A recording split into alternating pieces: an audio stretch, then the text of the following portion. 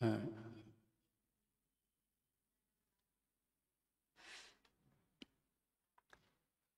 भगवती आराधना पढ़ो, उसमें सब विस्तार के साथ दिया है। संक्षेप में विस्तार से पढ़ो, बारीकी से ज्ञान हो जाएगा। क्योंकि संक्षेप से कहने के उपरांत भी भगवती आराधना का तो स्वाध्याय तो करना ही करना है। रत्न श्रवकाचार है, भगवती आराधना है, इसमें आया तो है। और कितना यथाशक्ति करते रहना चाहिए।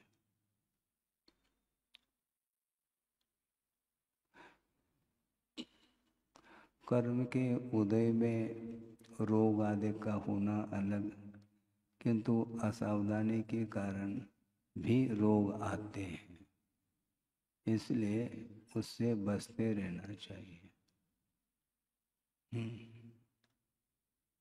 कोई विशेष रोग आदि होते हैं, कर्म के उदय में होते हैं, किंतु आहार इत्यादि के अपेक्षा से यदि सावधानी नहीं रखते हैं तो भी कर्मों की उदीर्णा होती है, उसके माध्यम से रोग आदि आते हैं। सावधानी रखो। और संलेखना के 5 अतिचार बताए हैं, उसको ध्यान में रखो और स्वरूप को पढ़ते रहो। संलेखना का क्या स्वरूप।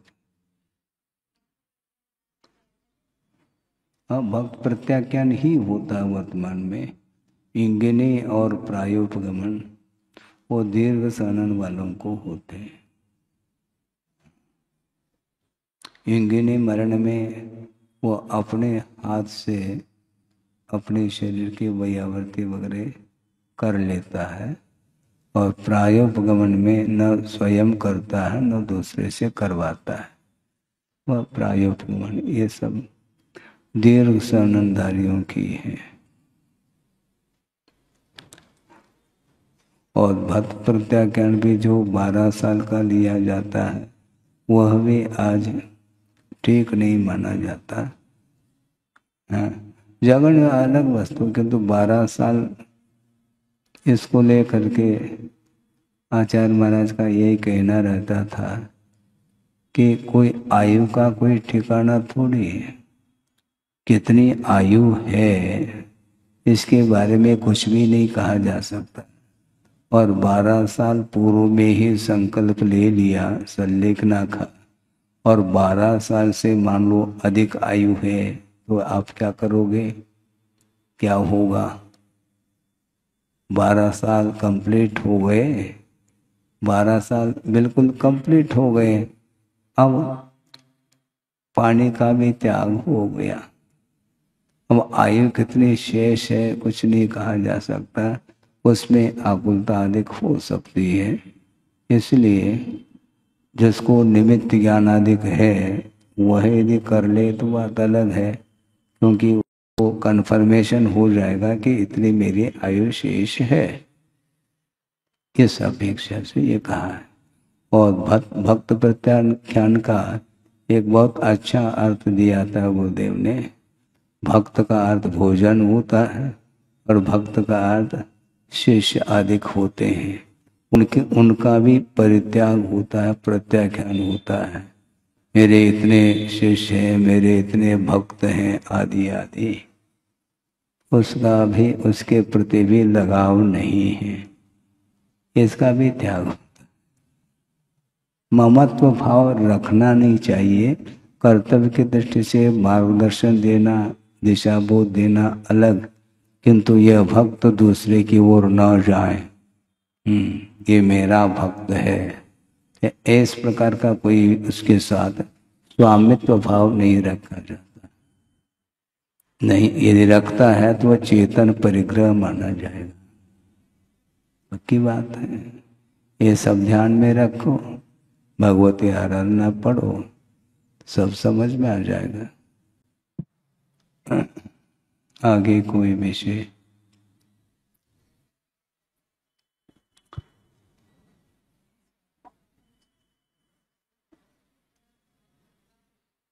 हाँ हाँ हाँ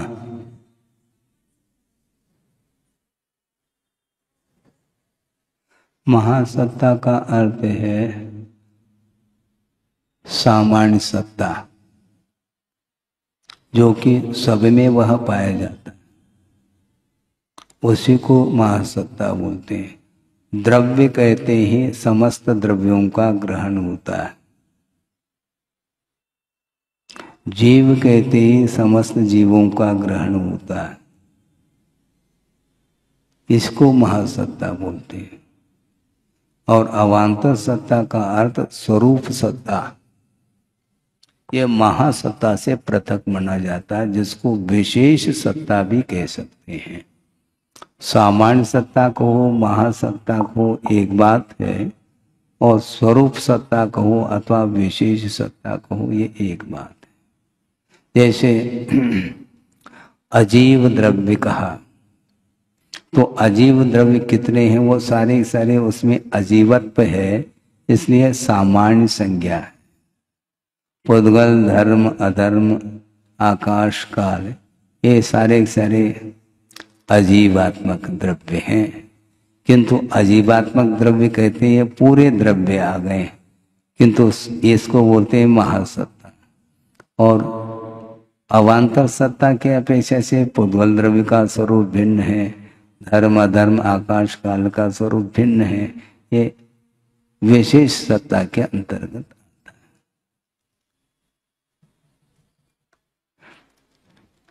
स्थावर कहते ही पांचों स्थावर आ जाते हैं, ये सामान्य सत्ता अथवा महासत्ता। पृथ्वी का एक आ गया तो जल का एक का निषेध हो जाएगा, पर्टिकुलर उसका स्वरूप सत्ता इसी को बोलते हैं। हाँ, जैसे श्रवण सामान्य सत्ता, उसमें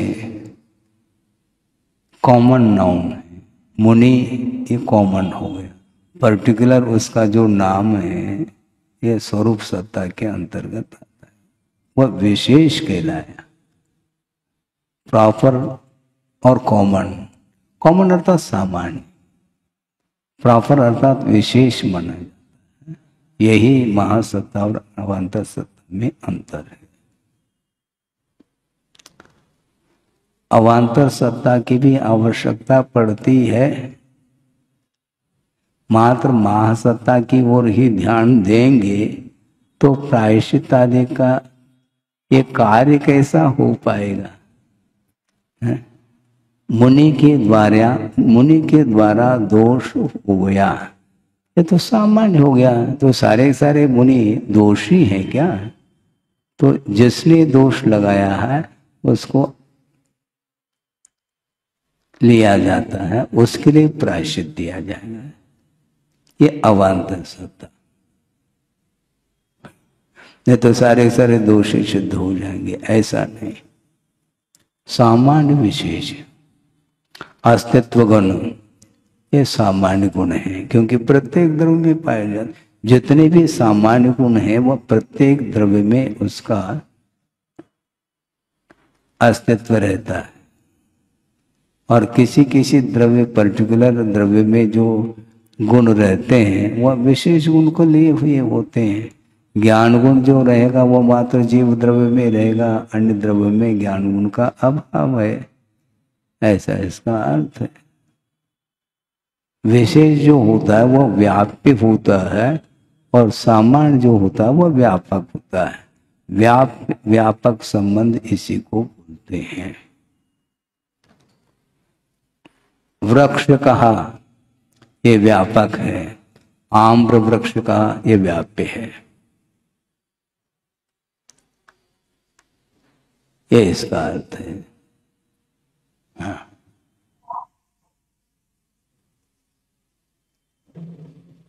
हाँ, महासत्ता का आलम्बन लेने के लिए बार बार गुरुदेव कहते हैं, क्योंकि महासत्ता में कभी भी ये मेरा तेरा, छोटा बड़ा आदि कोई विकल्प नहीं होते उसमें।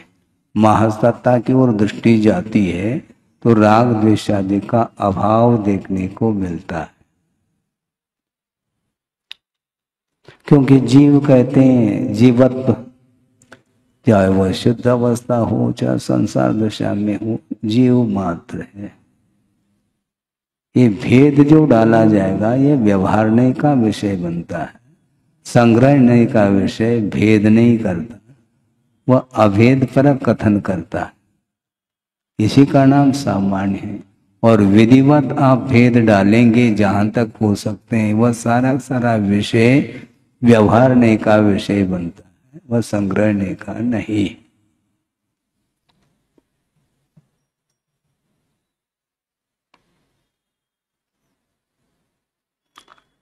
नयों का आलम्बन लेकर के आप उसका विस्तार करते चले जाओ। बोलो।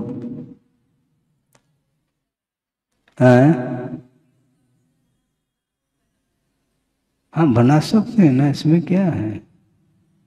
हाँ हाँ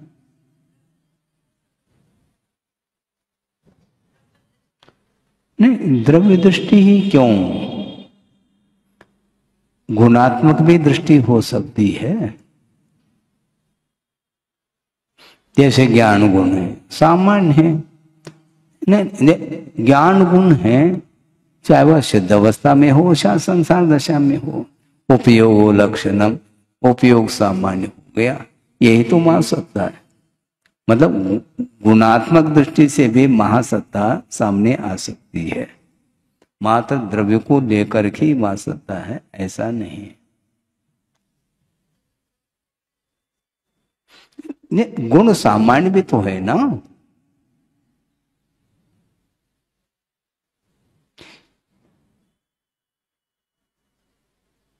यह जानाति तद्ज्ञानम, जो जानता है उसका नाम ज्ञान है।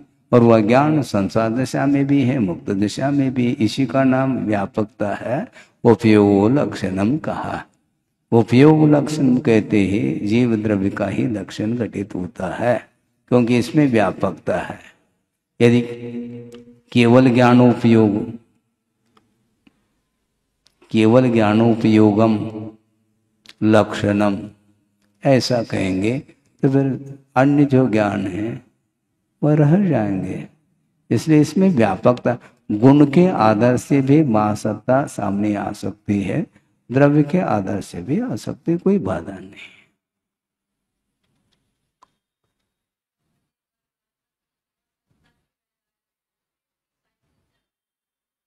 उपयोग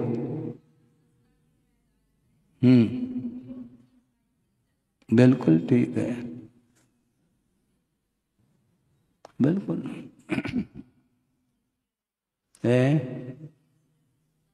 बिल्कुल ठीक है ना। क्योंकि उसमें कोई राग द्वेषादिक भाव नहीं हो रहे। लक्ष्य ये बनाना चाहिए कि वस्तुतः किसी भी पदार्थ की जानकारी होती है तो वह ज्ञान गुण के माध्यम से होती है, बस इतना ये विषय है। और वस्तु तत्व की जानकारी विस्तार के साथ करना चाहो, चेतना चेतनात्मक अथवा मूर्ता मूर्तात्मक, तो केवल ज्ञान का आलम्बन लेना पड़ेगा, उसके बिना संभव नहीं है। इसलिए और किसी के पास मन पर ज्ञान नहीं है, तत्संबंधी उसको ज्ञान नहीं होगा। अवधि ज्ञान नहीं है तो अवधि ज्ञान संबंधी भी उसको ज्ञान नहीं हो सकता है। ये सारे सारे विषय हैं, एक क्षोभम के ऊपर निर्धारित है। और क्षोभम का अर्थ क्या होता है, क्षीणा क्षीण वृत्ति कहा पूजपा स्वामी ने। प्रकर्षा प्रकर्ष, क्षोभम एक सा नहीं रहता, क्षोभम के स्तर बढ़ते रहते हैं घटते रहते हैं और अवस्थित भी रह सकते हैं। वर्धमान हीमान अवस्थित अनवस्थित ये सारे सारे क्षोभम दशा में ही संभव है, क्षायिक दशा में नहीं।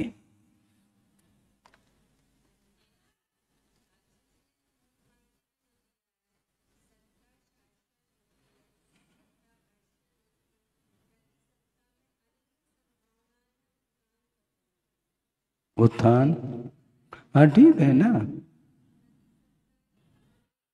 प्रत्येक की सत्ता में, क्योंकि सत्ता सर्वोपयत था। सत्ता जो है समस्त पदार्थों में विद्यमान रहती है, सविस्वरूपा विश्वरूप होती है वो।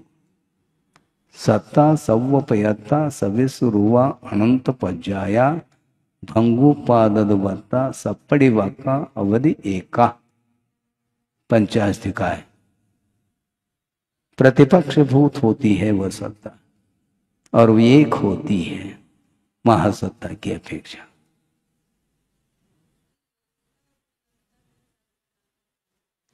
उपादान है, उसके अनुरूप होता रहता है, इसमें क्या है।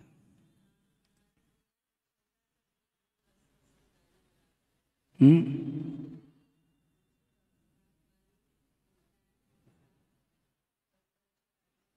ठीक है, हाँ बिल्कुल ठीक है, कोई बाधा नहीं, क्योंकि वह जो शक्ति है, वह शक्ति वर्तमान में उद्घाटित नहीं हो रही है, और निमित्त पा करके वह उद्घाटित होती है तो उसकी विराटता सामने आती है। प्रत्येक जीव के अंदर केवल ज्ञान शक्ति रूप में विद्यमान है, और उसको उद्घाटित करना है, तो पुरुषार्थ के माध्यम से वह ज्ञान उद्घाटित होगा। मोहनी कर्म का पहला अभाव करना अपेक्षित है, मोह क्षयात, फिर ज्ञान दर्शनावर्णांतराक्षयाच केवलम, ऐसा कहा है। मोह का क्षय करो, मोह कम नहीं होता, और केवल ज्ञान चाहते, भारी समस्या है। जिसके अभाव में केवल ज्ञान होता है उसका पहला अभाव कर लीजिए, फिर बाद में केवल ज्ञान। हाँ।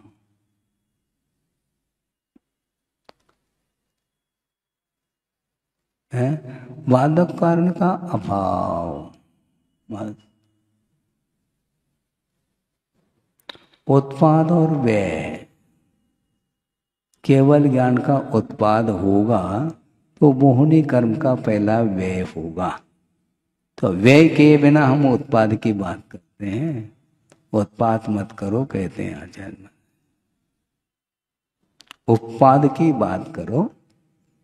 केवल ज्ञान की उत्पत्ति मोह के अनुत्पत्ति में होगी, मोह का व्यय होना आवश्यक है, और पूर्व क्षणवर्ती व्यय होता है, उत्तर क्षणवर्ती उत्पत्ति होती है।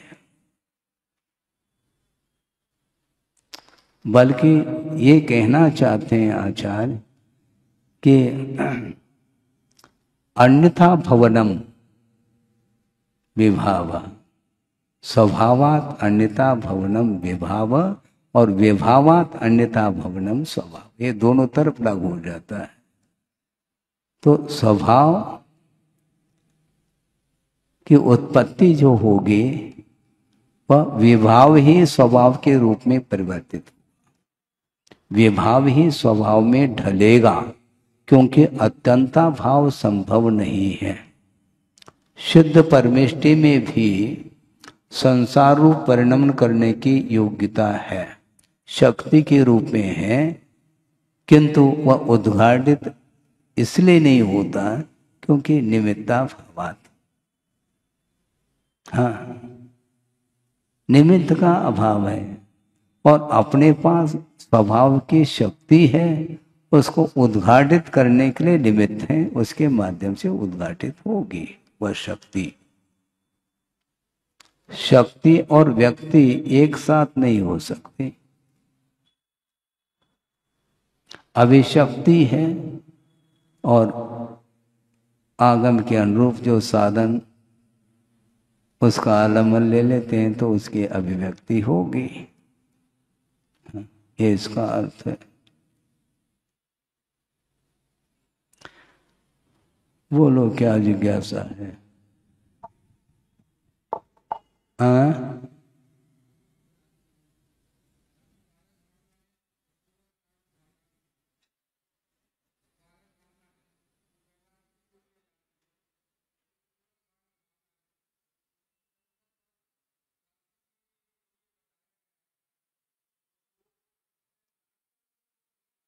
हाँ क्या?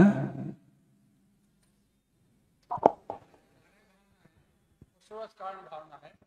तो तो आचार्य श्री 12 भावना बैराग की ओर इंगित करती हैं। और 16 कारण भावनाएं हैं जो उसमें ऐसा आभास होता है जैसे तीर्थंकर पद के लिए राग उत्पन्न कर रही हूँ। तो ये सही है कि गलत है? आप आगम से, आगम के आधार से बोले तो सही समाधान दिया जा सकता है। ये आपकी जो विचारधारा है ये आगम सम्मत है क्या?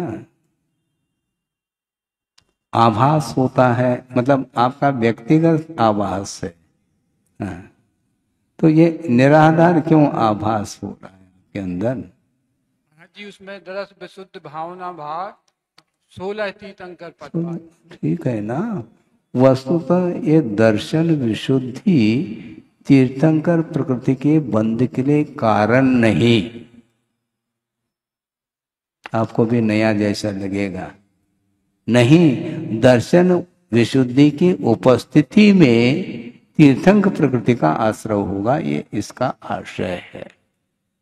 क्योंकि दर्शन विशुद्धि के माध्यम से तीर्थंक प्रकृति का आश्रय नहीं हो रहा है, किंतु दर्शन विशुद्धि की उपस्थिति में यदि आश्रय होगा तो तीर्थंक प्रकृति का होगा, ये कहा जा रहा है।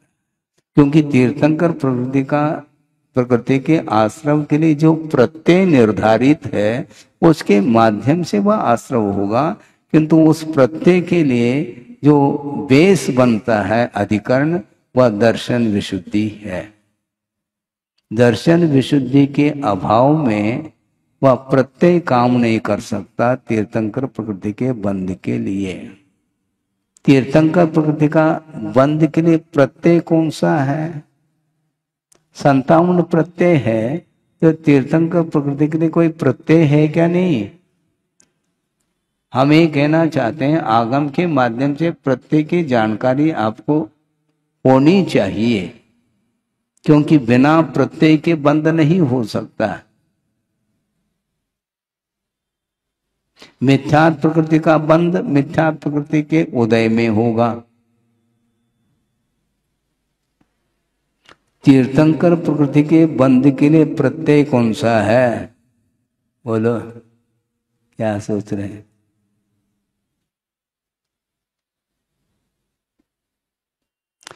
एक 120 प्रकृति हैं, उनको डिवाइड किया गया है।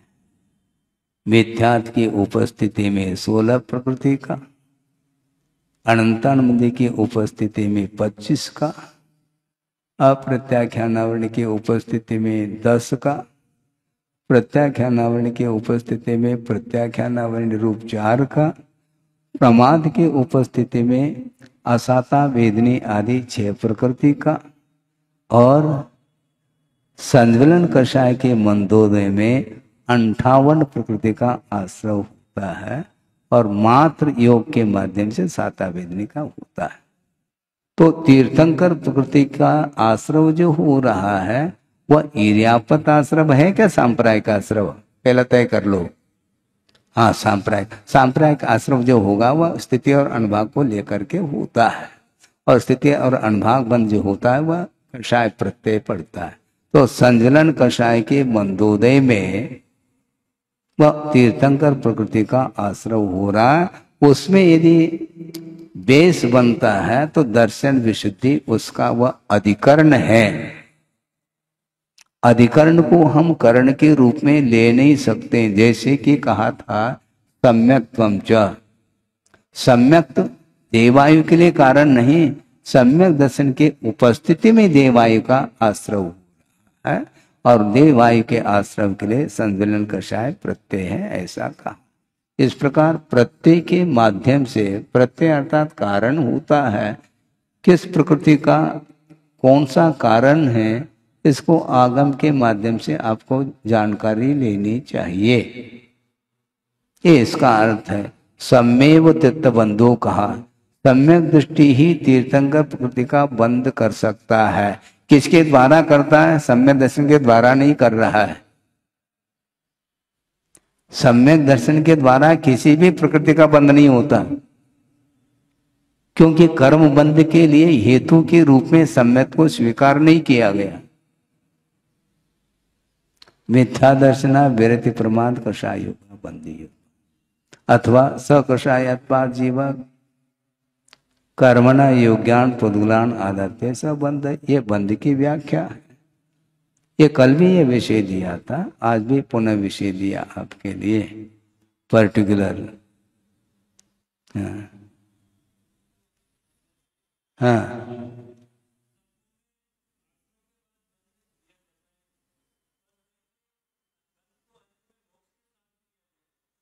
हाँ, तो क्या कहना चाहो? हाँ, कभी गाथा वगैरह में इसका क्रम भंग भी हो सकता है। अब देखो, हम बता दें, जीवा जीव सुतत्वे पुण्या पुण्य च बंध मोक्षो च, बंध और मोक्ष वहां पर ले लिया। तो गाथा अपने को बनानी है तो अक्षरों का जो आगे पीछे रखना, ये छंद के अपेक्षा से रखा जाता है।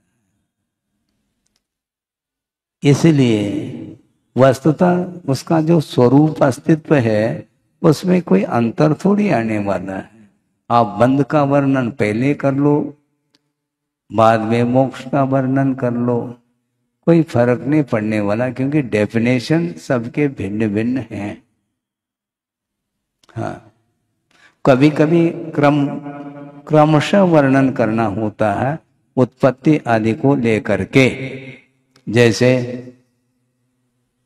उत्पत्ति आदि के अपेक्षा से क्रमशः उत्पन्न हो रहा है तो वहां पर क्रम रखा जाता है। जैसे अवग्रह वाय धारणा, अवग्रह बाद में इहा, उसके बाद अवाय, उसके बाद धारणा। यह क्रम है उत्पत्ति का। अक्रम नहीं हो सकता, पहले धारणा हो जाए फिर बाद में इहा हो जाए, ऐसा नहीं होता। तो इस प्रकार भिन्न भिन्न विषय को लेकर के वर्णन किया जाता है। प्रत्येक विषय में क्रम हो अनिवार्य नहीं है। आश्रव और बंध में क्या अंतर है, इसको समझना है? नया विषय, जिज्ञासा नहीं रखी गई, लेकिन विषय दिया जा रहा है। आश्रव और बंध ये अपने आप में पृथक तत्व है। इन दोनों में अंतर क्या है, इसको समझना है। आश्रव का अर्थ क्या लेते हैं आप? आने के द्वारा, ये केवल कथन पद्धति। कर्म वर्गनाएं बाहर से नहीं आ रही हैं, जहां पर हैं उनका कर्म के रूप में परिणमन होने का नाम आश्रव कहा। ये आश्रव की परिभाषा है। और आश्रव होने के अनंतर समय में ही, अथवा जिस समय आश्रव हो रहा है उसी समय आत्मसात होने का नाम बंध कहा है। आत्म कर्मणो अन्योन्य प्रदेशानु प्रवेशात्मको बंध, यह बंध का स्वरूप बताया सर्वसिद्धिकार ने। आत्म प्रदेश और कर्म प्रदेशों का अन्योन्य प्रविष्ट होने का नाम बंध है, और परिणमन का नाम आश्रव है। परिणमन होने के तत्काल उसी समय आत्म प्रदेश और कर्म प्रदेशों का अनुप्रविष्ट होना यह बंध कहलाता है। इसमें आश्रव और बंध में समय भेद नहीं है। यदि आश्रव और बंध में समय भेद मान लिया जाए तो हानि क्या है?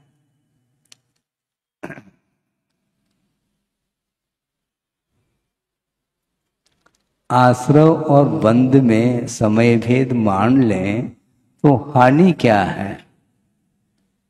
हम बताएंगे हानि। 10वें गुणस्थान के अंत समय में आश्रव हुआ और अनंतर समय में वह 11वें गुणस्थान में पहुंच गया तो वहां पर बंद हो जाएगा, और वह बंद होना ही नहीं। 10वें गुणस्थान में ज्ञानावरणी प्रकृति का आश्रव हुआ, और ज्ञानावरणी प्रकृति की विच्युति कहां पर है? वह 10वें के अंत में ही है। तो 10वें गुणस्थान में, 10वें गुणस्थान के अंत समय में आश्रव हो गया और 11वें गुणस्थान में उसका बंध मानना पड़ेगा। ऐसा संभव है क्या? इसलिए आश्रव और बंध एक साथ है, यह सिद्ध होता है। समझ में आ रहा है क्या? नहीं? हाँ, आना चाहिए। समय भेद मानने में ये बाधा आती है, क्योंकि 11वें गुणस्थान में सांप्रायिक आश्रव होगा नहीं है, और 10वें गुणस्थान में सांप्रायिक आश्रव हो गया ज्ञानावरणी संबंधी, उसका बंद कब होगा? फिर समय भेद मानेंगे तो जो आश्रवित जो द्रव्य है उसका बंद अग्रिम गुणस्थान में होना चाहिए, वहां पर होता है नहीं। तो आश्रव होकर के रह गया, बंद नहीं हुआ, ऐसा थोड़ी होता है, क्योंकि वह सांप्रायिक आश्रव है। स्थिति अनुभाग बंद होना ही होना है। इसलिए आश्रव और बंद दोनों युगपत है, ऐसा कहा। जिस प्रकार उदाहरण, सम्यक दर्शन और सम्यक ज्ञान, इन दोनों की उत्पत्ति एक साथ। सम्यक दर्शन के प्रतिपक्षी प्रकृतियों के क्षय क्षोभम उपशम होने के कारण ज्ञान में समीचीनता उसी समय आती है। सम्यक दर्शन के अभाव में ज्ञान वह विपरीत ज्ञान माना जाता है, उसमें जो समीचीनता आती है और सम्यक दर्शन के माध्यम से आती है, ये अलग वस्तु। किंतु कारण कार्य की व्यवस्था जहां पर भी घटित होती है उस समय समय भेद हो अनिवार्य नहीं। कारण कार्य विधानम समकालम जायमानयोरपि दीप प्रकाश योरिव सम्यक ज्ञान यो सुगुटम। इस प्रकार पुरुषार्थ सिद्धि उपायन में लिखा है। दीपक और प्रकाश इन दोनों की उत्पत्ति एक साथ है, समय भेद नहीं। कारण कार्य की व्यवस्था समकाल में भी होती है। हाँ, समय भेद नहीं। घन पटल विगमे सवितु प्रताप प्रकाश अभिव्यक्तिवत कहा। बादलों का हट जाना और उस समय सूर्य का प्रताप और प्रकाश एक साथ, समय भेद नहीं। ये उदाहरण दिया है सम्यक दर्शन के प्रकरण में। इसलिए सम्यक दर्शन सम्यक ज्ञान युगपत होते हैं। आश्रव और बंध में स्वरूप भेद है किंतु समय भेद नहीं। कारण कार्य की व्यवस्था है, क्योंकि ज्ञान में समीचीनता जो आई है वह सम्यक दर्शन के माध्यम से आई है। इसलिए सम्यक दर्शन पहला हो गया फिर बाद में ज्ञान सम्यक हो गया, ऐसा थोड़ी है, एक साथ ही है।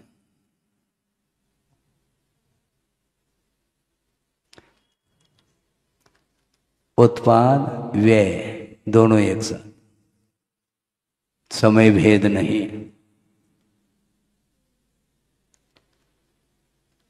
जिस समय व्यय हुआ उसी समय उत्पाद। व्यय होने के बाद एकाध समय के लिए गैप रखो फिर बाद में उत्पाद हो जाए, ऐसा है क्या? ऐसा नहीं, जिस समय व्यय हुआ उसी समय उत्पाद है। उदाहरण बताइए।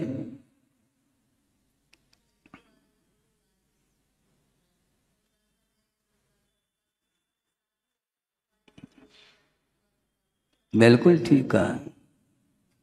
और कोई उदाहरण? हाँ, बहुत अच्छा। बिल्कुल।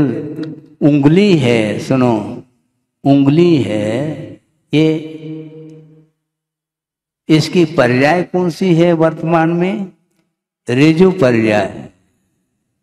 और ऋजु पर्याय का व्यय और वक्र पर्याय की उत्पत्ति एक साथ। ऋजु पर्याय का जिस समय अभाव हुआ उसी समय वक्र पर्याय की उत्पत्ति हुई है, उसमें समय भेद नहीं है। इसी प्रकार आश्रय और बंध में समय भेद नहीं, ऐसा कहा। इसमें कोई डाउट है क्या? ऐसा लग रहा है चेहरे से। क्या क्या मानने से? हाँ, हम मान पा रहे हैं। हाँ, समय भेद है ही नहीं यहां पर।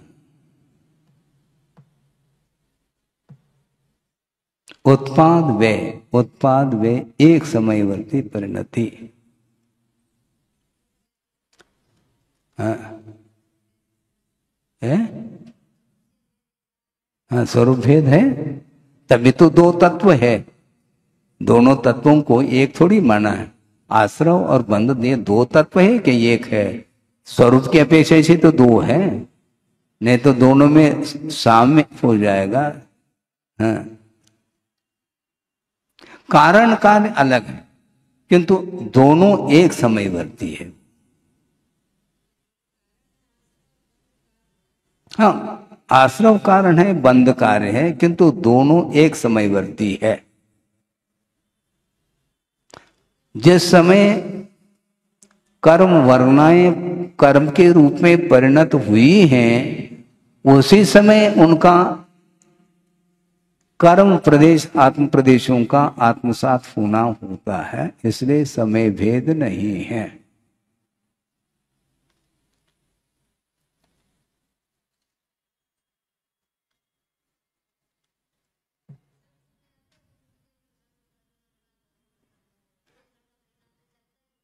हाँ, हाँ तो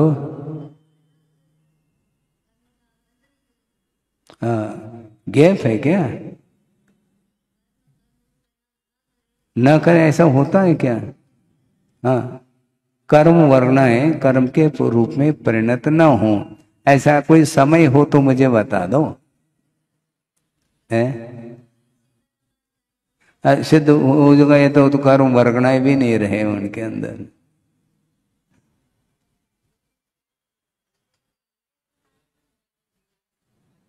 हाँ, ठीक है ना,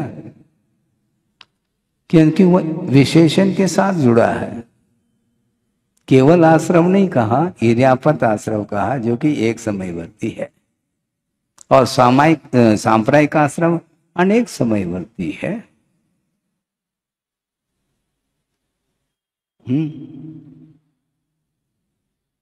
बिल्कुल।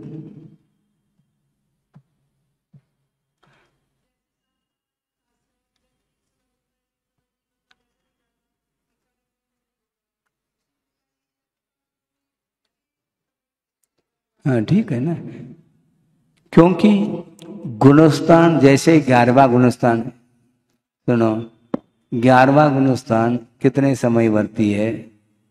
अंतर्मूर्तवर्ती है। तो असंख्यात समय है, तो प्रति समय इर्यापत आश्रय हो रहा है। इसी प्रकार 12वें गुणस्थान में, इसी प्रकार 13वें गुणस्थान में।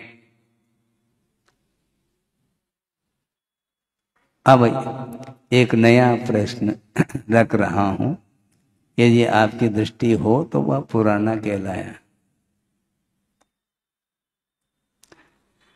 14वें गुणस्थान में आश्रव बंद नहीं हो रहा है। इसका कारण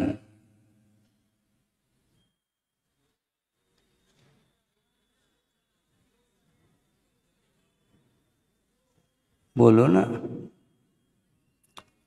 14वें गुणस्थान में आश्रव नहीं हो रहा है। बंध के सभी प्रत्ययों का भाव गया आचार्य जी।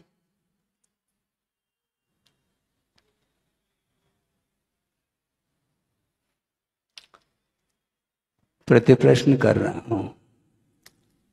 14वें गुणस्थान में योग रूप प्रत्यय नहीं, योग का अभाव हुआ।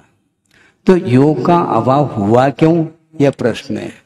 शरीर नाम कर्म के उदय का भाव। ये उत्तर सही दिया है आपने, क्योंकि शरीर नाम कर्म की विच्छुत्ति, उदय विच्छुत्ति 13वें गुणस्थान के अंत तक, अंत में हुई है।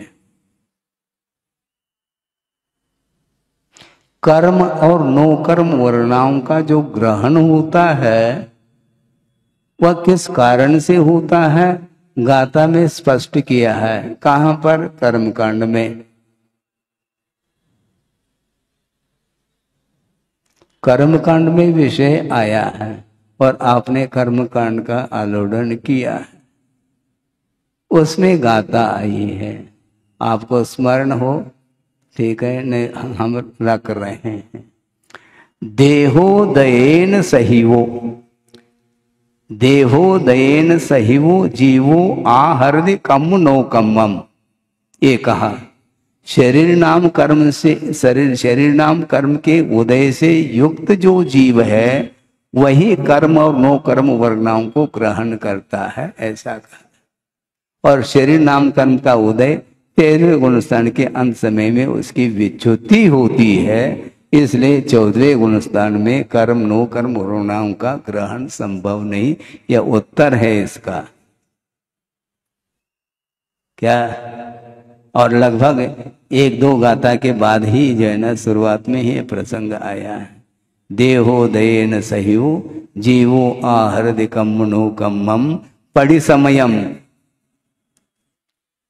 हाँ, सवंगम सर्वांग रूप से तत्ताय से पिंड वो जलम,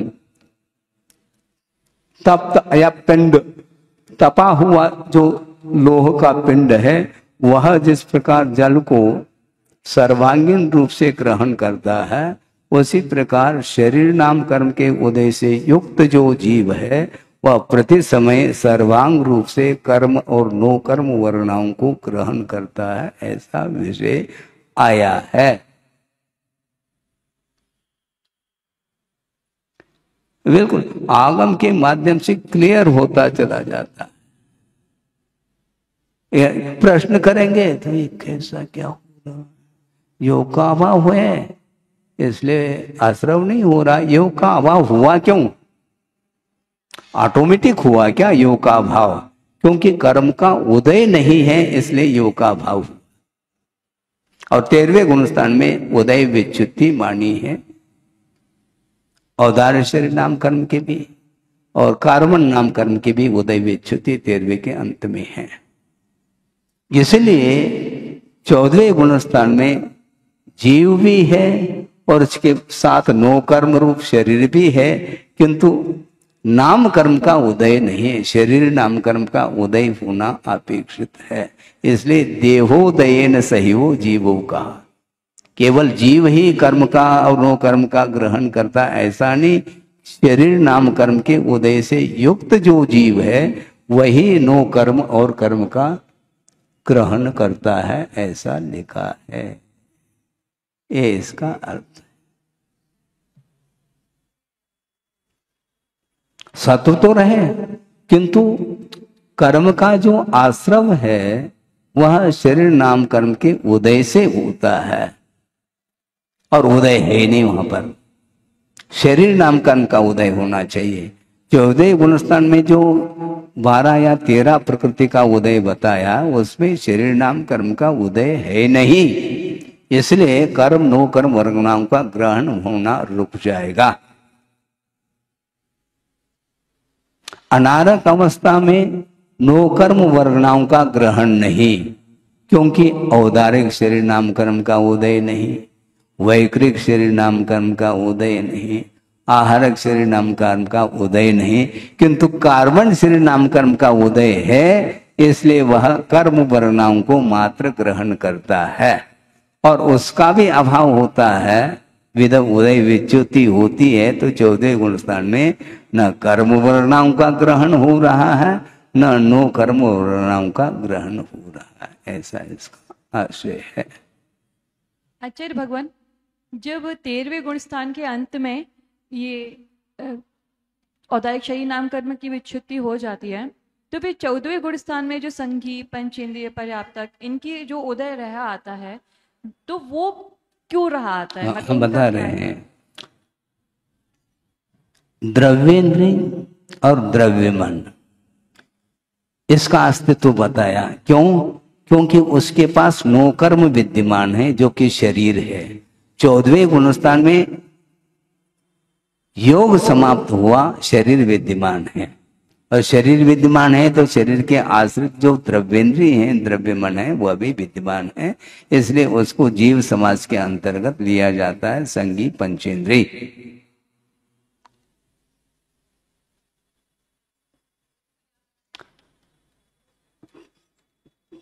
क्योंकि वह शरीर है क्या नहीं, बस। या तो नो कर्म का भी अभाव मान लो तो सिद्ध हो जाएंगे वो, किंतु वह सिद्ध तो है नहीं।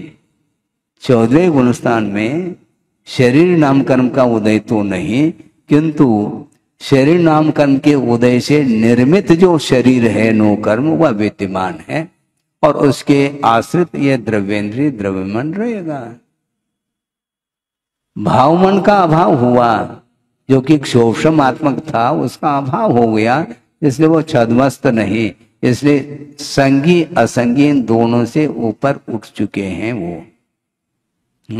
संगी असंगी व्यपदेशा भावा, इन दोनों की संज्ञाओं से वह रहित है। 13वें 14वें गुणस्थान में, 13वें गुणस्थान में संयोगी है, 14वें गुणस्थान में अयोगी है। अयोगी होना का अर्थ आत्म प्रदेशों में स्पंदन नहीं, किंतु आत्म प्रदेश उस नो कर्म से अभी पृथक नहीं हुए हैं, क्योंकि आयु कर्म शेष है। हाँ, श्वासोश्वास की क्रिया नहीं, आत्म प्रदेशों में वाइब्रेशन नहीं, इसलिए योग का अभाव हुआ। किंतु आयु कर्म का उदय विद्यमान है, इसलिए शरीर का अभाव नहीं हो सकता। वह नो कर्म विद्यमान है तो नो कर्म के आश्रित जो इंद्रियां हैं, द्रव्येंद्रिय द्रव्य मन, वो भी विद्यमान रहेंगे। क्योंकि द्रव्येंद्रिय द्रव्य मन ये किसके आश्रित है? शरीर के आश्रित है, नो कर्म के आश्रित है, इसलिए नो कर्म विद्यमान है, इसका अर्थ है। आयु है ना, श्वासोश्वास थोड़ी।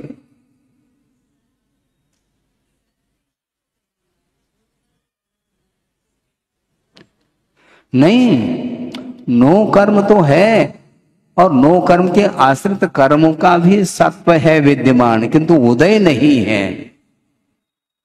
किस कर्म का उदय नहीं? क्योंकि आत्म प्रदेशों में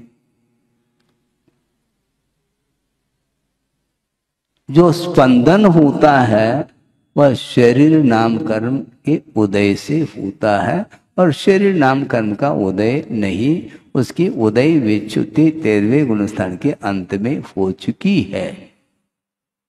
इसलिए देहोदयेन सहिवो जीवो आहरदे, ऐसा कहा। ये पढ़ तो लिया है, और शुरुआत में ये प्रसंग आया।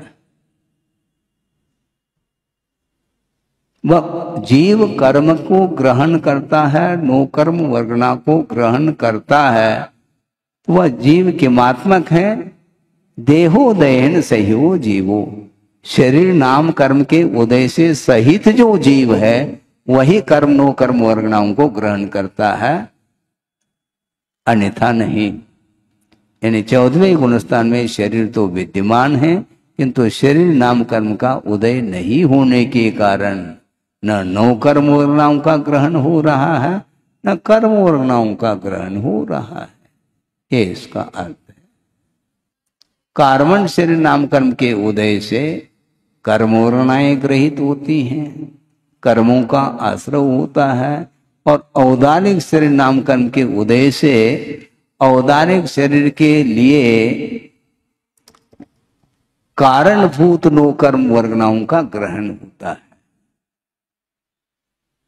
नो कर्म वर्णाएं ग्रहित हो रही हैं किस कर्म के उदय से? औदारिक शरीर हो तो औदारिक शरीर नाम कर्म का उदय चलेगा।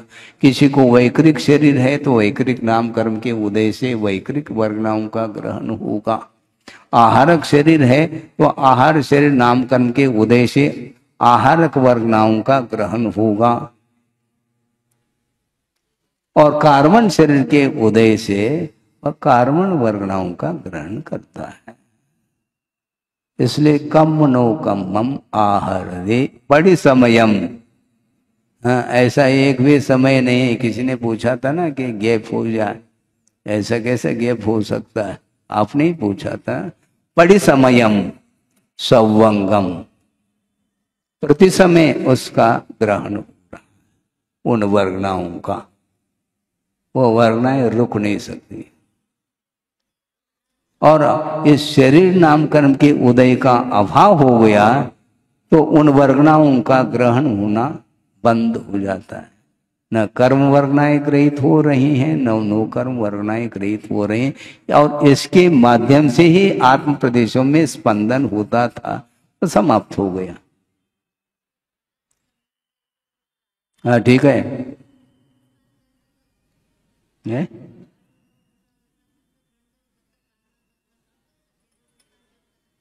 आप क्या कहना चाहो?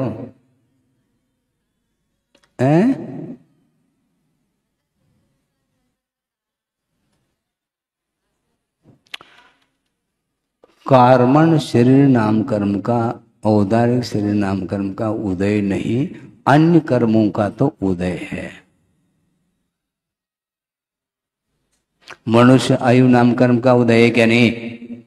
तो फिर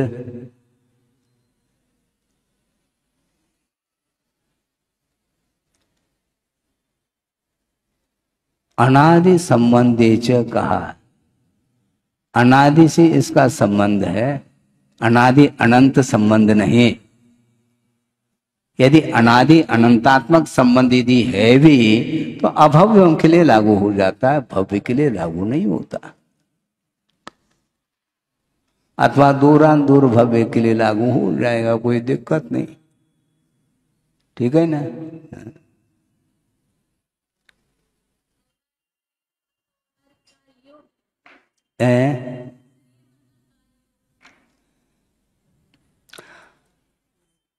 योग जो होता है वो कौन सा योग है? काय योग है। तो कौन सा, किस शरीर नाम कर्म का उदय है? तो औदारिक शरीर नाम कर्म का उदय है, तो औदारिक काय योग बनेगा। हाँ, 14वें गुणस्थान में नो कर्म विद्यमान है, किंतु वर्णाएं इसलिए ग्रहित नहीं हो रही हैं कि वहां पर कार्बन शरीर और औदारिक शरीर का उदय नहीं है। उसके अनुदय में उन वर्णाओं का ग्रहण होना रुक जाता है। देखो, समुद्घात के अवस्था में अथवा विग्रह गति में नो कर्म वर्णाओं का अभाव है। क्यों? वहां पर औदारिक शरीर, वैकृक शरीर आदि का उदय नहीं है, किंतु कार्बन शरीर नाम कर्म का उदय विद्यमान है, इसलिए कार्बन वर्णाओं का ग्रहण हो रहा है। इसलिए अनाहारक कहा। आहारक तब होता है जब नो कर्म वर्णाओं का ग्रहण होना प्रारंभ होता है, तब वह आहारक कहलाता है। उसके अभाव में अनाहारक है। नो कर्म वर्णाओं का ग्रहण रुक जाता है। एकम दो त्रिमान आहारक, एक समय, दो समय अथवा तीन समय के लिए नो कर्म वर्गनाएं ग्रहित नहीं होती, इसलिए वह अनारक अवस्था मानी जाती है। और समुद्घात दशा में भी यही है। वहां पर भी 3 समय के लिए अनारक अवस्था, प्रतर, लोकवर्ण और उतरते समय पुनः प्रतर, इस प्रकार 3 समय के लिए नो कर्म वर्गनाओं का ग्रहण होना रुक जाता है, इसलिए अनारक दशा है।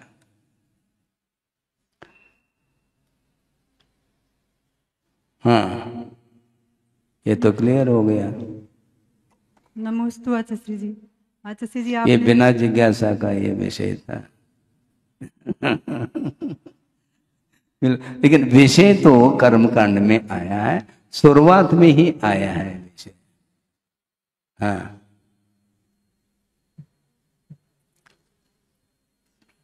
इसीलिए ये चिंतन का विषय तब बनता है जब विषय उपस्थित हो, मेमोरी का विषय होना चाहिए। पढ़ते समय वह ज्ञान होता चला जाता है, फिर बाद में वह धारणा का विषय नहीं बन पाता, इसलिए स्मृति का विषय भी नहीं बन पाता।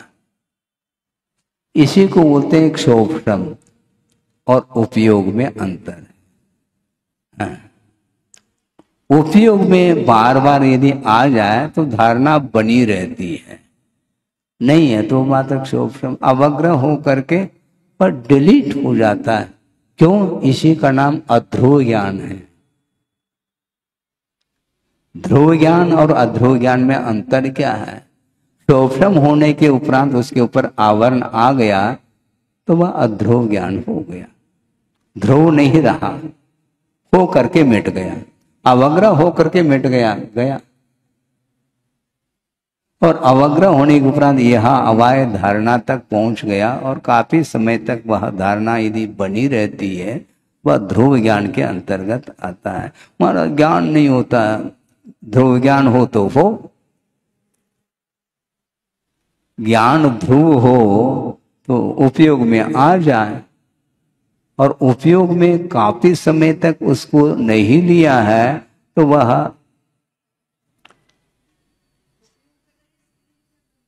है? अच्छा, जो अन्य विषय धारणा के विषय बन रहे हैं वो कैसे बन रहे हैं, इसका उत्तर दे दो, फिर बाद में इसका उत्तर हम दे दें। बार बार इसी को बोलते मोहर मोहर चिंतनम अथवा आमनाएं। आमनाएं करो नहीं महाराज, हमें याद नहीं होता। अपने आप होता है क्या? याद करेंगे तो याद होगा, नहीं करेंगे तो नहीं होगा। हैं? लेकिन याद करते हुए भी प्रति समय वह मिक्सी में है वो प्रति समय वह चिंतन का विषय बन रहा। ज्ञात होने के बाद भी उसको चिंतन में लाना चाहिए, तब वह डिलीट नहीं होगा। जैसे नमोकार मंत्र याद है क्या? नहीं, क्योंकि प्रति समय माला फेरत है, माला फेरते रहते हैं, इसलिए निरंतर वह उपयोग का विषय बन चुका है, इसलिए वह विस्मृत नहीं होता और अन्य गाथाएं विस्मृत हो जाती हैं, क्योंकि बार बार दोहराया नहीं है। दोहराइए आप, आमना मुखाग्र करना है, और मुखाग्र करने के बाद भी अर्थ सहित करेंगे तो बहुत ज्यादा दिन तक वह स्मृति का विषय बन जाता है। लेकिन ये भी ध्यान रखो, निरंतर वह चिंतन का विषय बनना चाहिए। भले ही वो सिलेक्टेड गाथाएं, ये बात अलग है, उनको प्रतिदिन दोहराना चाहिए अर्थ सहित, तो निश्चित रूप से वह विषय आएगा। जाएगा कहाँ? लेकिन इतना समय कहाँ लगाए? आप कहाँ लगाना चाहो? जहां नहीं लगाना चाह रहे हैं वहां पर लग रहा है वह उपयोग, जहां लगना चाहिए वहां नहीं लग रहा है। और आप कह रहे हैं आपको कितनी गाथाएं याद हैं, याद अपने आप हुई है कि याद किया गया है? क्या करो आप, नहीं भूलते नहीं, प्रतिदिन उपयोग में लाओ आप। जैसे आपको प्रतिक्रमण कंठस्थ है कि नहीं, क्यों प्रतिदिन करते हैं, तो प्रतिदिन इसको भी करो ना, क्या दिक्कत है? हाँ? अब स्वयं स्तोत्र याद है कि नहीं? याद है, क्योंकि प्रतिदिन पाठ करते हैं, तो प्रतिदिन इसको भी करो ना।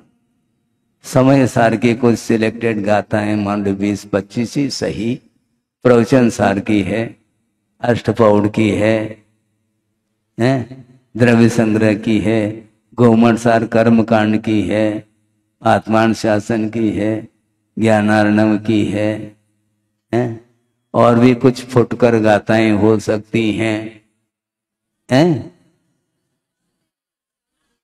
हाँ समाधि तंत्र, इष्टोपदेश, ये सब क्या है?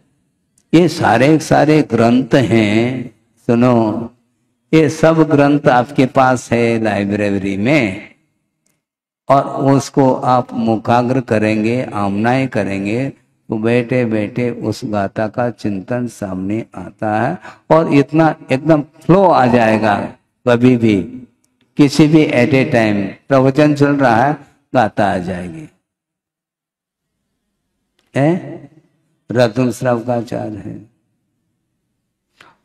सभी गाथाओं को कंठस्थ न भी कर लें तो बिल्कुल जो जिसमें विशेष भाव हैं, तो उसकी अपेक्षा से आप करिएगा। करना तो आप ही को है, करके दे दो महाराज, ऐसा थोड़ी होता। करके दे नहीं सकते, करेंगे तो हमें, हमारे लिए हुआ प्राप्त होगा, आपके लिए नहीं होगा वो। इसमें समय देना होता है, और अर्थ सहित करेंगे तो वो जल्दी मुखाग्र हो सकता है। प्रतिदिन चौके में भजन बोलते रहते हैं, वो उनको कंठस्थ है ना, क्योंकि प्रतिदिन दोहराते हैं वो।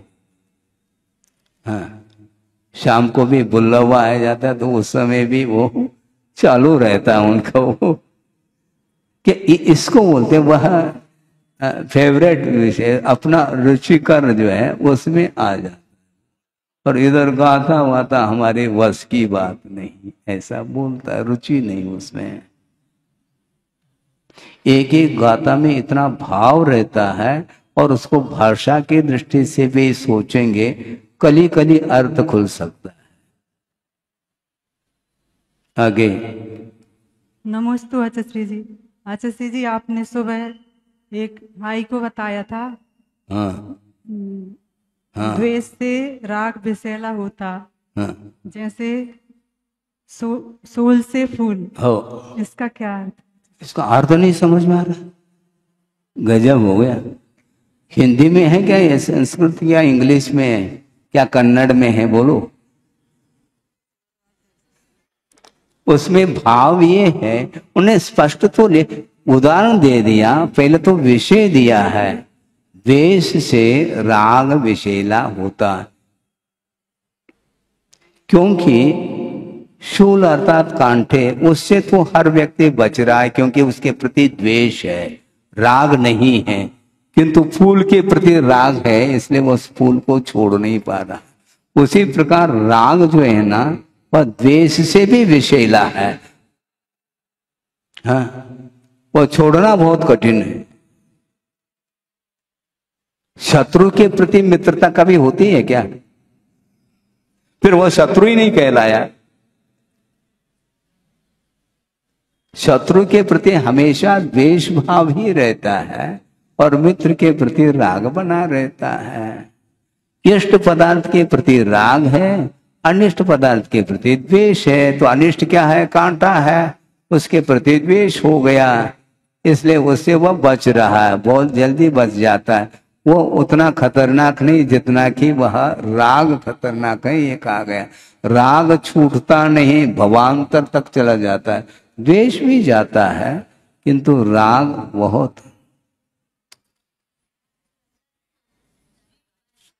छाया के समान, क्या कह रहे हैं आप? बिल्कुल स्वीट पॉइजन है, बिल्कुल मीठा जहर है वो। हाँ, किम्पाक फल मीठा जहर है वो, क्योंकि राग छाया के समान है।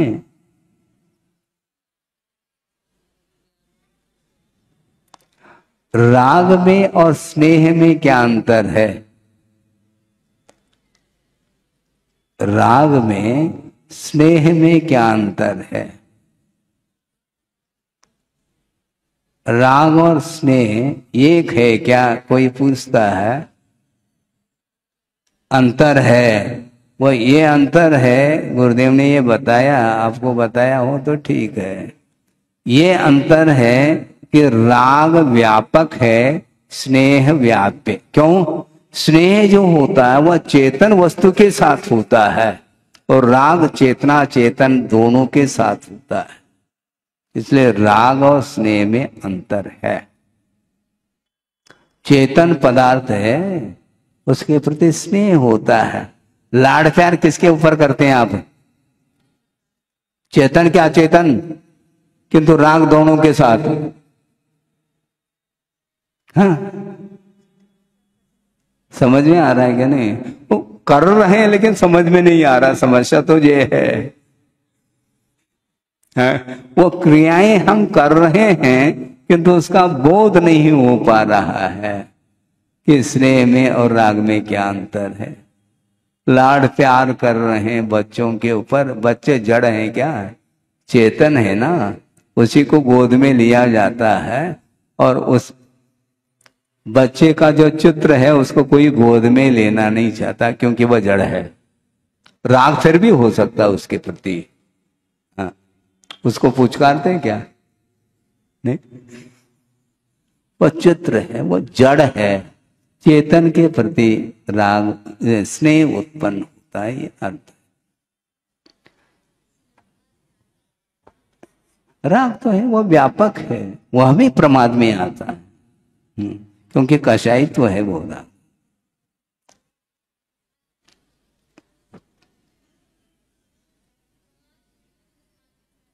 हो क्या?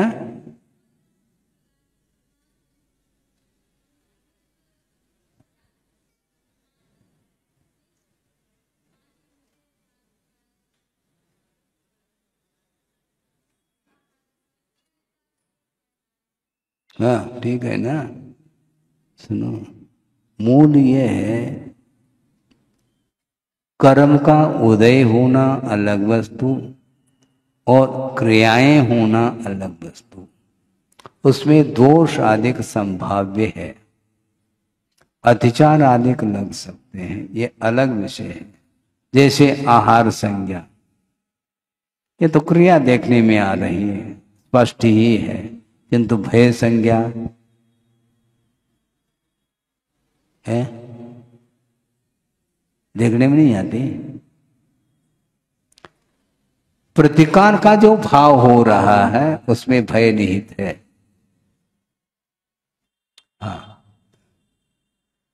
उसमें भय निहित है, मैं मर न जाऊं, ये भाव भय प्रकृति के उदय में है। अब ये ठीक है कि वह प्रवृत्ति इनके इन प्रकार से प्रवृत्ति नहीं कर सकता, यह अलग वस्तु, किंतु भय तो हो सकता है। मरण भय होता है क्या? नहीं, जीवित मरणाशंसा, शुरू हो गए सूत्र। है जीने की इच्छा, मरने की इच्छा। क्यों मरने की इच्छा? क्योंकि वेदना बहुत हो रही है, इसलिए असह्य वेदना के कारण वह मरना चाह रहा है। वो वेदना से भयभीत है वो, इसलिए मरने की इच्छा कर रहा है वो। तो भय की क्रिया देखने में आ रही कि नहीं आ रही? संज्ञान कषाय के साथ जो भय, शोक, रति अरति आदि आदि हो सकते हैं, यथा योग्य होंगे। इष्टानिष्ट की परिकल्पना जहां तक है वहां तक ये संभाव्य है, यथा योग्य।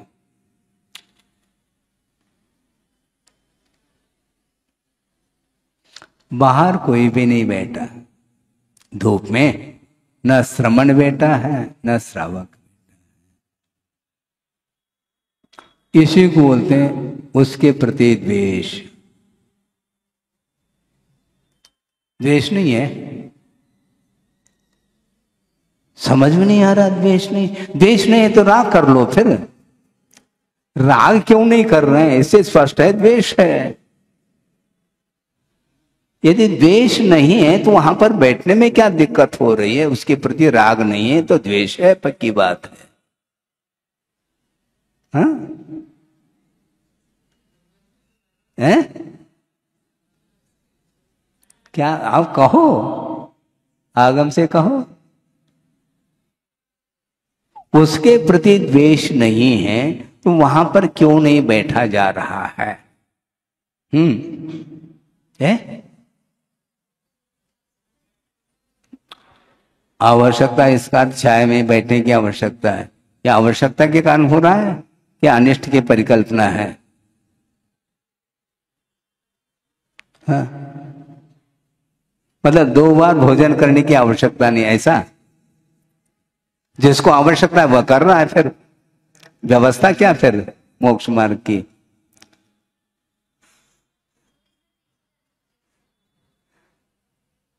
समस्या यही है, इष्टानिष्ट की परिकल्पना से ऊपर उठना खेल नहीं है।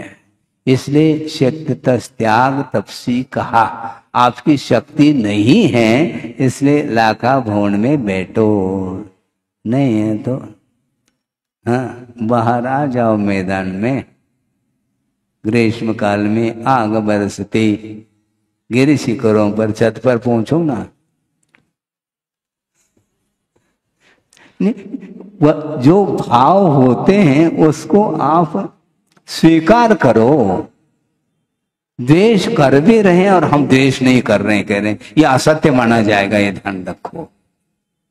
सत्य बोलो, उसके प्रति द्वेष है महाराज, बिल्कुल ठीक, इसमें क्या दिक्कत है? द्वेष है उसके प्रति, ये तो समस्या है।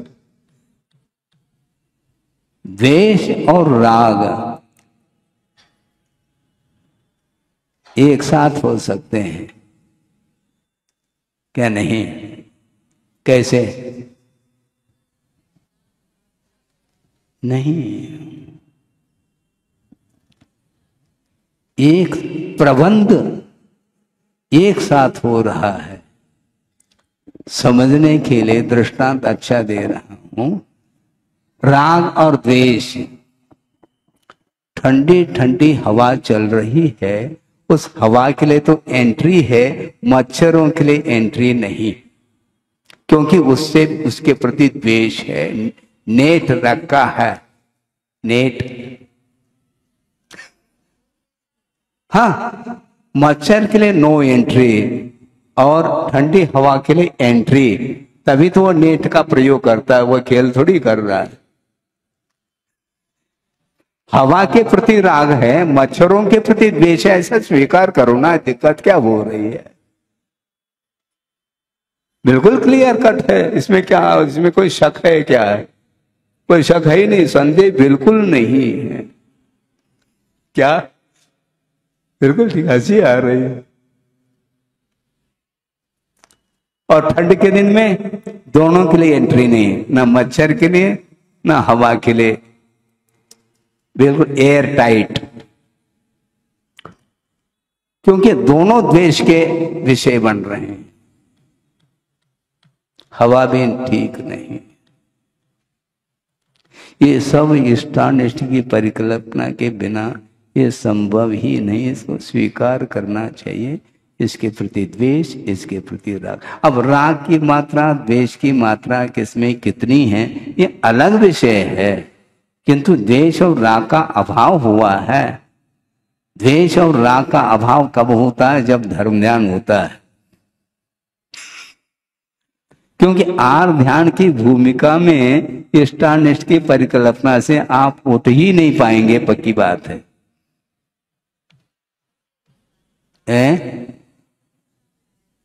मैं ज्यादा कुछ नहीं कहना चाहता, क्योंकि राग का नाम ही हिंसा कहा पुरुषार्थ उपाय करने।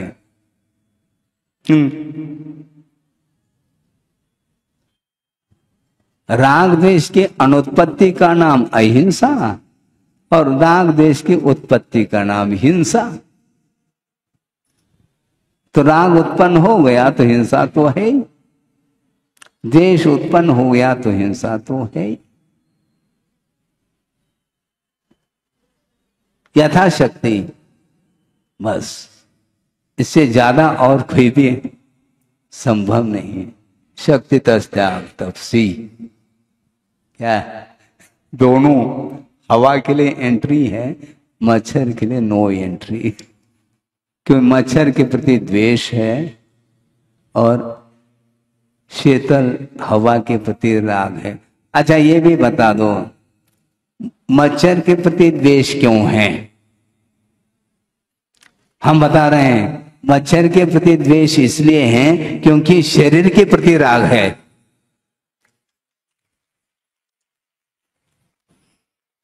ताली बजेगी वो तो बिल्कुल। जिसकी शरीर के प्रति ममत्व भाव नहीं, राग नहीं है, तो उसके लिए चाहे वह मच्छर आकर के बैठे चाहे कुछ भी हो, इसको स्वीकार करिएगा। जो है उसको स्वीकार करना है, यही सत्य है। और सत्य को स्वीकार करो ना, दिक्कत क्या हो रही है? इसमें घबराने की आवश्यकता नहीं। श्रवण भी आ सकता है इस चपेट में, क्योंकि वो भी शक्ति के अनुरूप ही तो तप कर रहा है। शक्ति का उल्लंघन उसने कहाँ किया?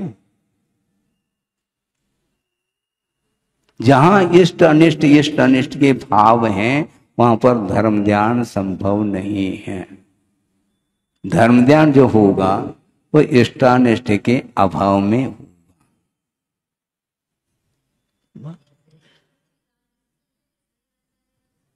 हाँ, इसीलिए एक श्रावक कहता है, इसलिए हम 2 बार 3 बार लेते हैं ताकि हम अच्छे ढंग से धर्म ध्यान कर सके।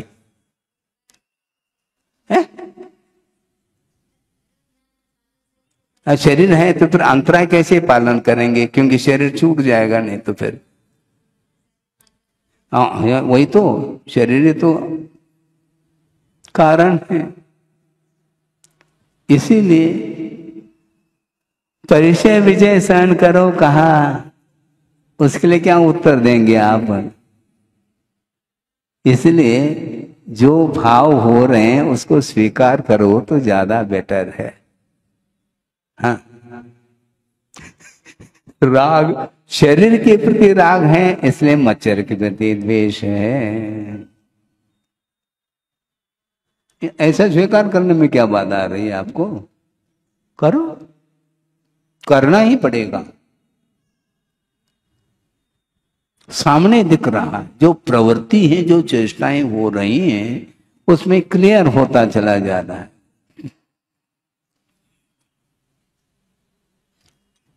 बहुत प्रैक्टिकल, बहुत कठिन है।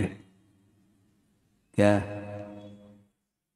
कठिन है कि नहीं? अब देखो, समता सर्वभूतेषु, है ना, सभी जीवों में समता।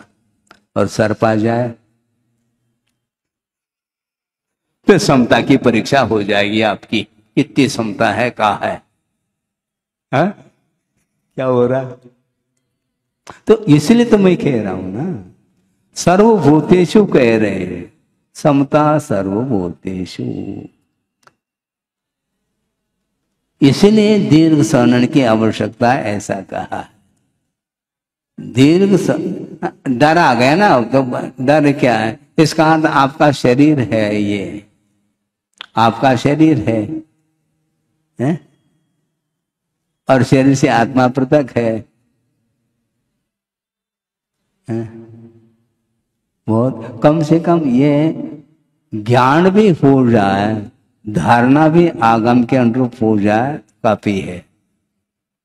उसको स्वीकार लेना चाहिए कम से कम। हम अपनी कमजोरी को कैसे स्वीकार करें? न करो, न कर ही रहे हैं स्वीकार। आप स्वीकार करो या ना करो, वह क्रियाएं बता रही हैं। समता सर्वभूतेषु, सर्वभूतेषु, उसमें अग्नि से भी मित्रता होनी चाहिए। हाँ, पांडव एकदम स्थिर रहे। शरीर जल रहा है, आत्मा जल नहीं रही है, और उसमें शुक्ल ध्यान हो रहा है। उठ करके भागे नहीं वो, तपे हुए लोहे के जो बेड़ी गहने पहना दिए, इसके बाद भी शरीर बिल्कुल भस्म होने को है। इसके बाद भी केवल ज्ञान लेकर के उठ गए। इसको बोलते काष्ठवत त्यक्त देहा। तो लकड़ी के समान शरीर को उन्होंने मान लिया, इसलिए अंदर कोई भी वेव्स नहीं, निर्विकल्प समाधि। विकल्प बिल्कुल नहीं। कौन कर रहा है उपसर्ग तो नीचे आ जाएंगे, भागना पड़ेगा फिर। बिल्कुल सहनन का बहुत बड़ा प्रभाव है, लेकिन सहनन मिलने के उपरांत भी राई का दाना चुभ रहा है। ये क्या वस्तु, आपको हम पूछना चाहते हैं। बस ये अज्ञान है। क्योंकि सुकौशल के पास कौन सा सहनन था? दीर्घ सहनन था, वजह से नाराज। और राई का दाना क्यों चुभ रहा है? बाद में क्यों नहीं चुभा? 3 दिन तक लगातार वो उपसर्ग सहन कर रहा है। उस समय राई का दाना चुभ रहा था ना, वो चुभ रहा था। वो अज्ञान के कारण चुभ रहा था, मोह के कारण चुभ रहा था। अब ममत्व भाव नहीं रहा। शरीर के प्रति ममत्व है तो डर है, नहीं तो कुछ नहीं। डर काय का डर? मृत्यु के प्रति भय है, इसलिए सर्प से भय। जिसको मृत्यु से भय नहीं, तो सर्प के बीच में ही बैठा है वो।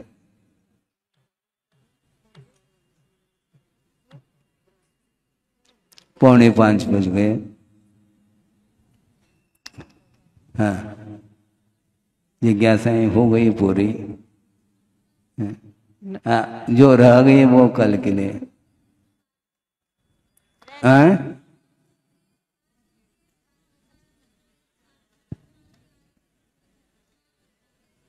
नहीं, इंद्रिय का अर्थ द्रव्येंद्रिय नहीं है, ध्यान रखो। भावेंद्रिय की बात है। इंद्रिय विजय का अर्थ क्या है? द्रव्येंद्रिय के ऊपर विजय प्राप्त नहीं करना होता, किंतु द्रव्येंद्रिय के आधार से जो विषय सामने आ रहे हैं उनके ऊपर विजय प्राप्त किया जाता है। भावेंद्र उपयोग उस ओर नहीं ले जाना, यह इंद्रिय विजय है। देखते हुए भी पश्चन पिन पश्यति करना। देख रहे हैं किंतु उपयोग उस पदार्थ से प्रभावित यदि नहीं है, वह इंद्रिय विजयी कहलाता। बाकी इंद्रियां तो रहेंगे, 14वें गुणस्थान में भी इंद्रियां हैं, लेकिन भावेंद्रिय समाप्त हो गया ना। हाँ, ग्रहण भाव और प्रतिकार का भाव है, तो ये विजय का प्रतीक नहीं है। इंद्रिय विजय होना चाहिए। इंद्रिय विजय कैसा होगा महाराज? कैसा क्या होगा?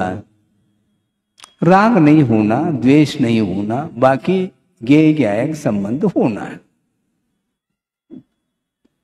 बस। इसके अलावा कुछ नहीं है। जो भी है वो जानने योग्य वस्तु है, उसको जान लिया। अब नहीं भी जानो तो भी चल जाएगा, कोई बाधा नहीं हमें, किंतु जानने में आ जाए तो मात्र जानने में आ जाए, बस इतना है।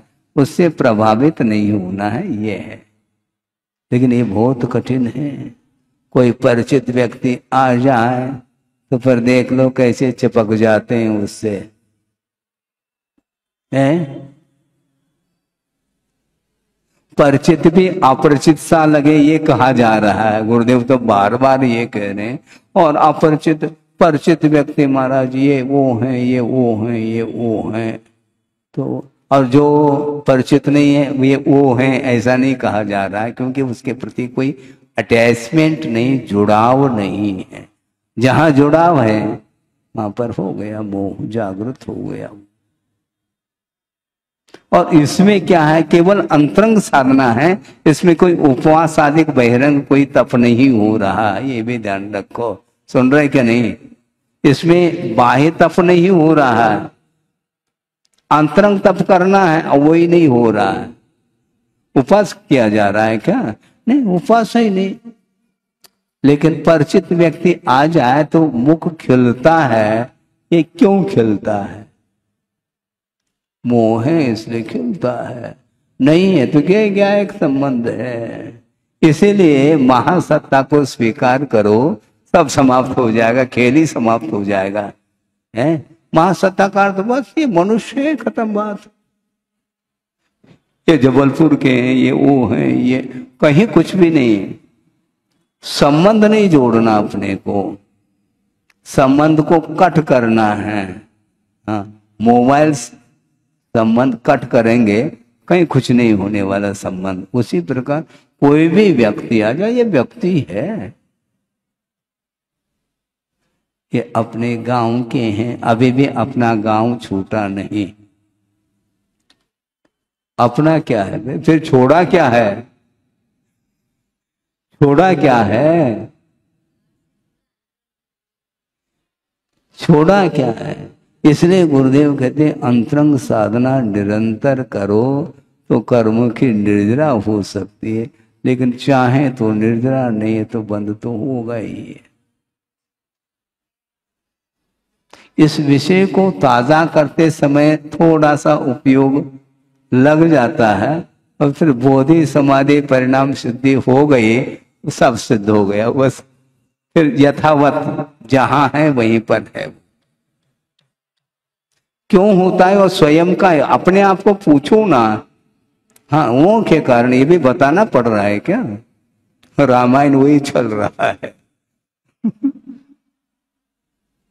इतना ही रखो, कल देखेंगे। और बोधि समाधि परिणाम शुद्धि स्वात्म उपलब्धि शिव सुख सिद्धि चिंतामणिम चिंतित वस्तुदाने पावंद मानस्य ममास्तुते। परम पूजाचार्य गुरुवर श्री विद्यासागर जी महाराज की जय।